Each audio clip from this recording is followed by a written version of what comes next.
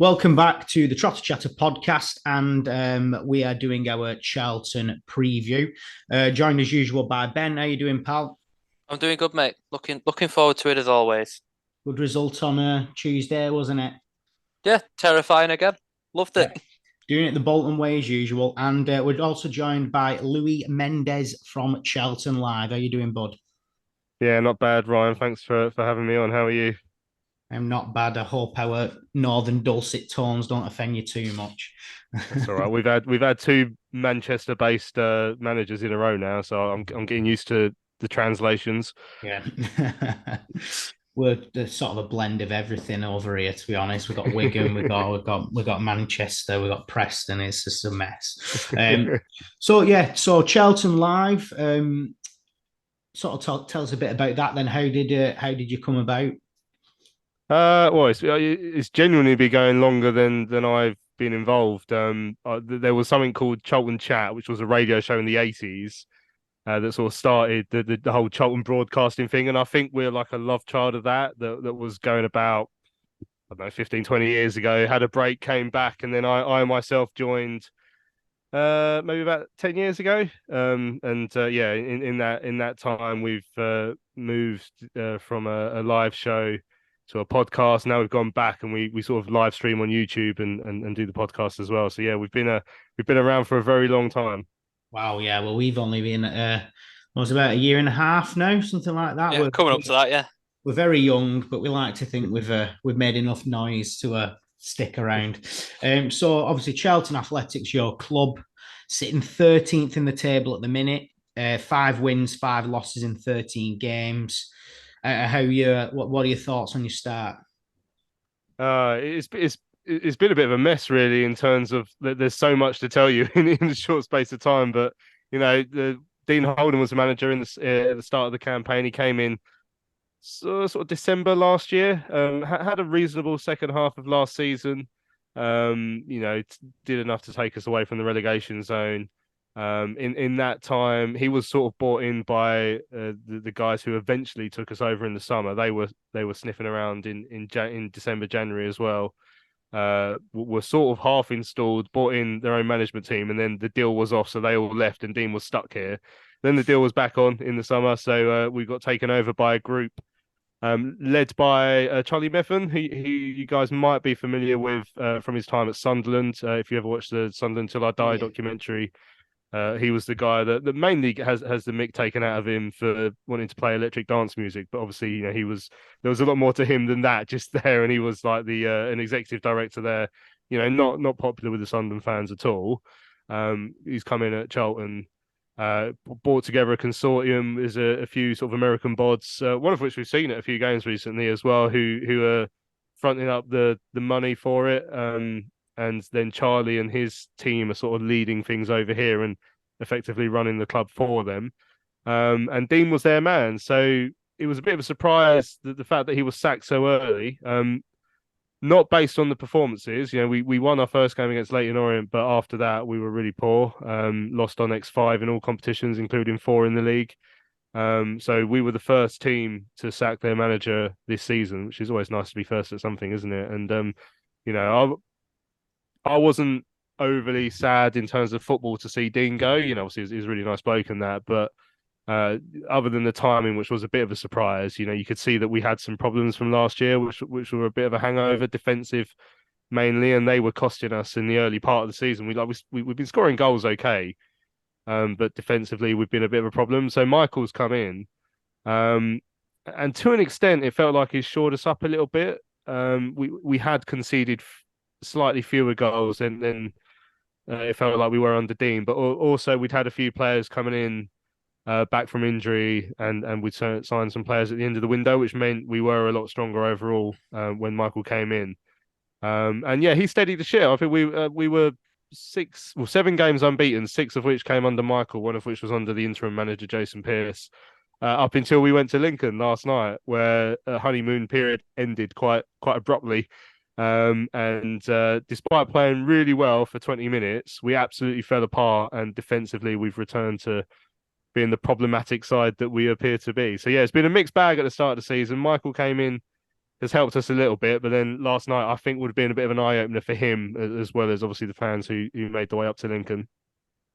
Yeah, well, I did see the result. The way I look at it is, you're either going to come licking your wounds or you're going to come sort of want to make it right on Saturday. So there's no definite way that's sort of going to work out for us. So going into the season, obviously you spent a bit of money, didn't you? We had you. I think we had second. Was it something like that? We all had Charlton up there anyway. Yeah. Did you sort of expect a big season? Yeah. Expectation at Charlton is always top 6 minimum in League One. Like, I mean, I know you guys have gone even lower, but for clubs of our size to be at this level is a result of our hard work to get here over the years and the absolute shambles that we've both been in stages. But we are clubs of this size should be expecting minimum for top 6. You're not the only people who tipped us high up. A lot of people did. I did a pod from a different club last week, and they said exactly the same. That they had us finishing top 2, and it was a legitimate prediction to make early on in the window, because early on in the window, as you said, we bought Alfie May, Pan Kamara in on loan, who was excellent in this division for Plymouth a couple of years ago. We've got him on loan from Ipswich. Spent a bit of money on Teo Eden, who's like a left back who Michael had at Lincoln, funnily enough, although he's been injured, as has Pan, unfortunately. But our early business was like, had everyone tipping us, and even I was saying, well, look, that is a massive step in the right direction if they continue recruiting to this standard. But after there was just like this, what felt like a massive 3-week gap after the actual start of the season before we actually brought anyone else in. So we ended up with a bit of a imbalanced squad where we had, one of the best strikers in the division in Alfie May, but also we were asking youngsters and 18-year-olds to do jobs in parts of the pitch when they're not really ready to, even if they are going to go on to be good players, they're not really ready. So that first few weeks of the season after the win against Leyton Orient, we saw those issues that I've mentioned in particular about the lack of depth in the squad at that point, and the defensive issues were still there. So it took until the end of the window for us to really beef up the squad now, and I now think we're looking at a squad that's certainly up top. I think we're good. I think we got Miles Leeburn, who's a good player. We've got Alfie, who's a good player. We've just lost Chukwuemeka to injury, which is a shame because when he was fit, we were really, really good up top. Midfield, we're pretty stacked. That we'll have our slow games and our good games, but I feel like we're pretty stacked. It's the bottom end of the pitch that's going to cost us the defence. So whether I still believe that we can make the top 6 with how poor we are, we're always asking a lot of our strikers to continue to sort of live up to those high expectations. I'm not sure, but it was certainly, you guys certainly weren't the only ones to make that prediction at the start. All the pods were doing, not the top 20 had us high. I still think squad wise we're certainly better than last year. I think it's fair to say, but are we improved enough? I still remain to be convinced, and we'll see how that plays out. And have you got anything?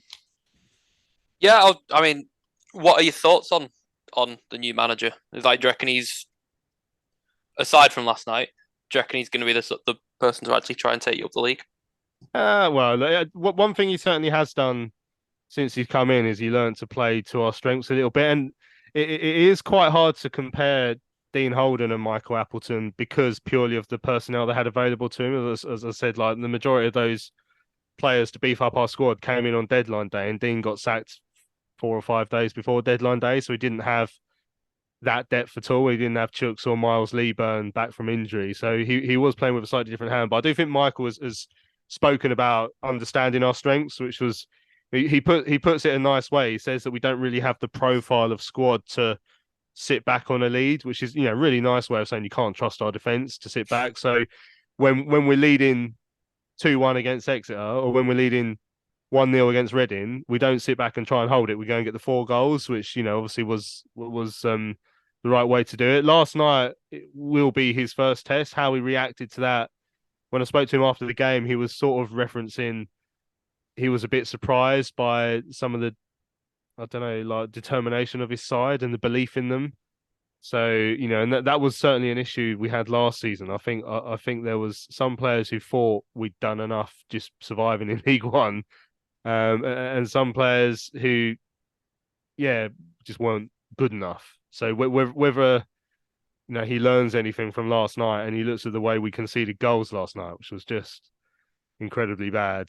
If you get a chance to watch it back, yeah, have a bit of a laugh at that. But yeah, he'll need to shore up the defense, and apparently it's not something he's massively good at. I don't know if that's the right phrase. That's probably not the fair phrase. He's much more suited to the attacking brand of football. When I spoke to George Ellick, who does the not top 20, because he's an Oxford fan, obviously where Michael was at his very best, and I said, "Oh, is that where he?" Is shoring up a defense what he's good at. He sort of, a lot of people have said it's more about the other end of the pitch for him. So I am concerned that he hasn't found the way to get rid of the mistakes like we saw last night yet. But it's still early days, still very early days. So we'll see how he properly settles in after a few months. Yeah, and if you remember last season, you had quite a tough start, didn't you? And you did turn it round towards the back end. I think pretty much after you played us in the January game, I think things started to turn over. The game I remember very well. We watched it from the sofa, cups of tea flying in the air when Aaron Morley bagged the free kick.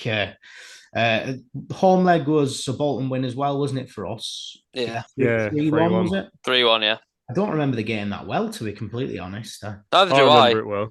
Oh. I remember it really well. You guys, so we were 1-0 up quite early on. It was a really interesting day for us. But it went a little bit under the radar again because of our defensive problems. Like after the game, most people were focusing on how poor we were. And obviously, because it's an away game up north, we don't tend to take that many fans. Not many of our fans actually saw it, but I actually came away from it concerned about us, but thinking actually Bolton are a decent side. And then obviously when we played you guys at home, everyone, all the Charlton fans really stood up and noticed how good Bolton have been over the last season in particular. So yeah, I remember that game well. Also because we had Ben Garner, it was the first game after the summer transfer window had closed last year, and there was hints that the manager wasn't happy with the owner. So when I interviewed him after, I just lent into, is this a top 6 squad? And he came out, I was like, no. And so it's quite a good interview, quite a good interview to remember. Is partly the reason he got sacked is because he kept telling me that how bad the squad is and how he didn't like the owner. But yeah, turns out you can't really do that. Yeah, I've had a quick look. It turns out our first goal, Connor Bradley, has punched the ball into the goal. Oh yeah, I remember that. Yeah. Yeah, you scored early on, didn't you? And then I think we followed up quite quickly after. Yeah. So Ben, I'll go to you then. Obviously, Bolton and Charlton, once upon a time, were both Premier League sides. As painful as that sounds. Yeah. Any games that stick with you over the years when they've clashed? Yeah, I mean, it's probably like my 4th or 5th game I ever went to. It was the first game of the 2004-05 season. We beat you 4-1, and it was JJ Kocher's birthday. He scored 2. Like the first was a free kick from about 30 yards. It was beautiful. I remember that day very fondly. I obviously probably not shared by everyone, but yeah, that's the main one that sticks out for me, really. Yeah. And any for you, Louis, from over the years, even in the Championship, I suppose. Yeah, I mean, there was one game. It was actually in League One, back in 2017. It was Carl Robinson was our manager. You guys were good. We were okay, sort of averaging, I think, in sort of mid-table.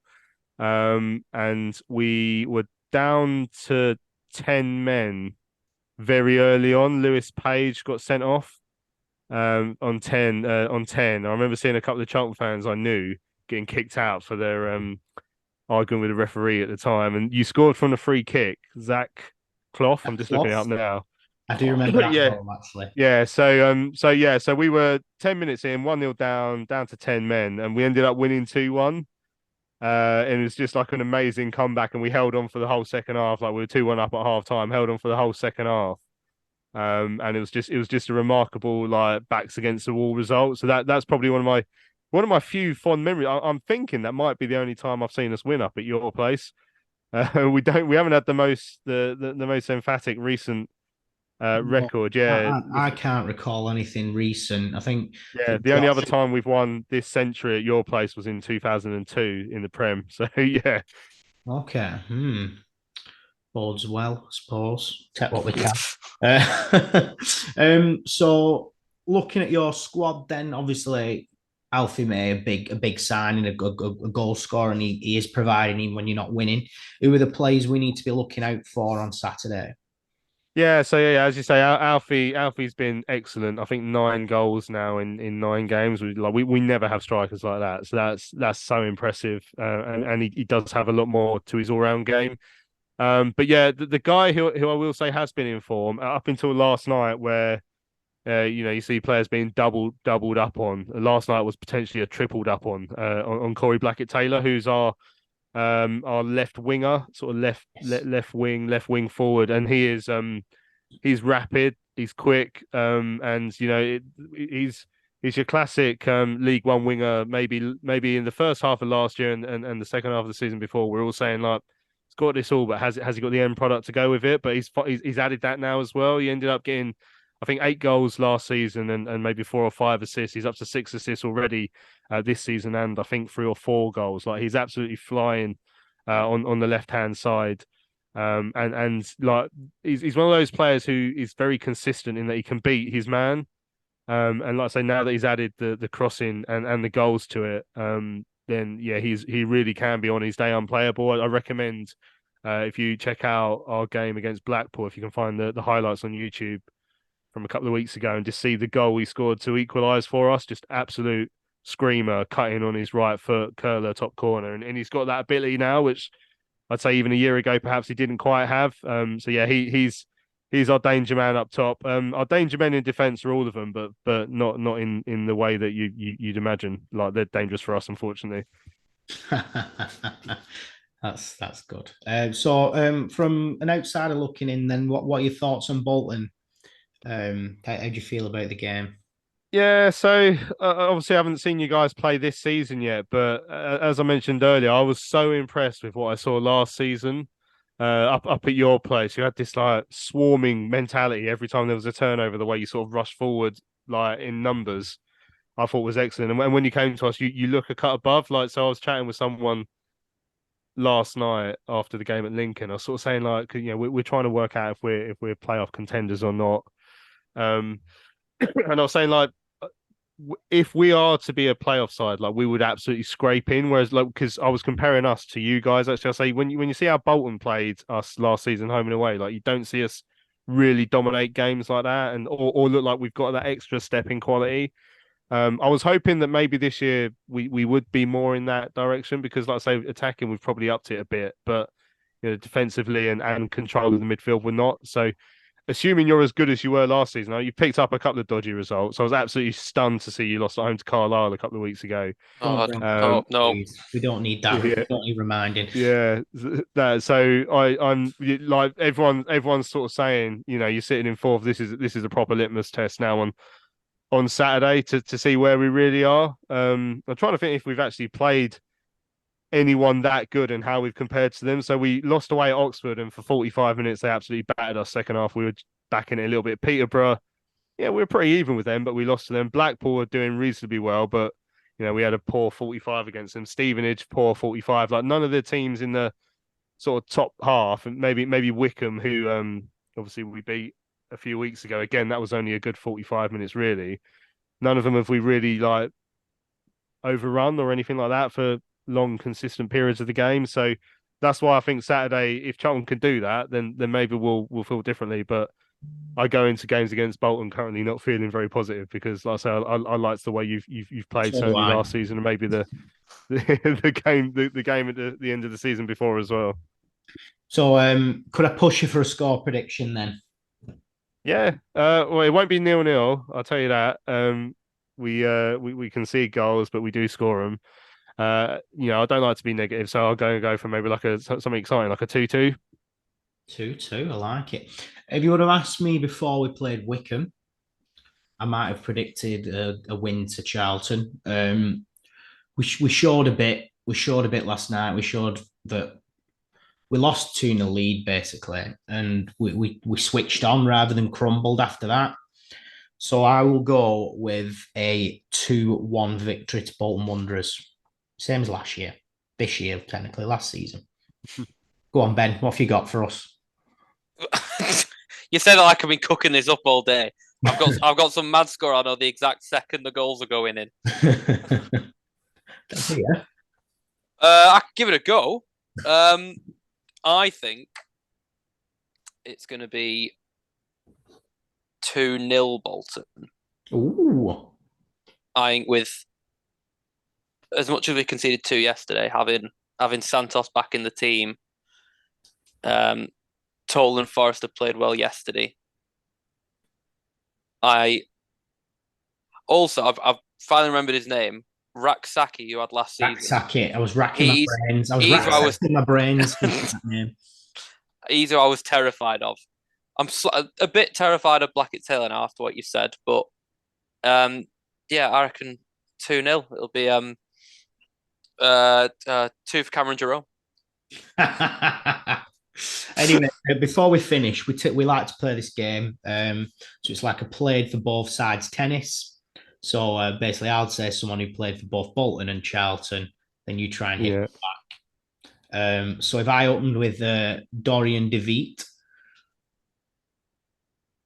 Klaus Jensen. The Pain Train, Darren Pratley. Mark Fish.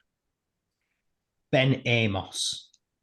Christ, I think I'm done already. They were the 2 that came to my mind immediately. It is a bit difficult off the cuff. Yeah. Andy Todd, did he ever play for you guys? He did, yeah. Yeah. Chris Eagles. Oh god, yeah, I forgot about him. I forgot he played for us, to be fair.